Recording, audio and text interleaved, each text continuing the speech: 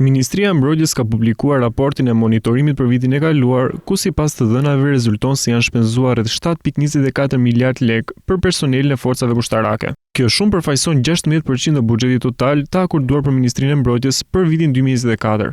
Pjesa më e madhe këtyre shpenzimeve është alokuar për pagat e personelit të forcave toksore, që numëron 2333 ushtarak me një kosto totale prej 3.16 miliard lekë. Pas forcave toksore, renditën forcat ajrore me një buxhet prej 1.76 miliard lekë për 680 personel, forcat detare me shpenzime në vlerën e 1.26 miliard lekë për 681 ushtarak. Kontingjenti ushtarak me misione paqëruajtëse jashtë vendit që përbëhet nga 266 ushtarak me një kosto totale prej 1.06 miliard lekë. Mesatarisht për paga dhe shërbime të tjera janë shpenzuar rreth 1.8 milion lekë për personel, pavarësisht nëse ata i përkasin forcave toksore, ajrore apo detare. Nga ana tjetër, realizimi i fondeve buxhetore për vitin 2024 për kategorinë e shpenzimeve korrente ka arritur në 84% të planit, ndërsa produktet e investimit kanë realizuar vetëm 62% të buxhetit të parashikuar.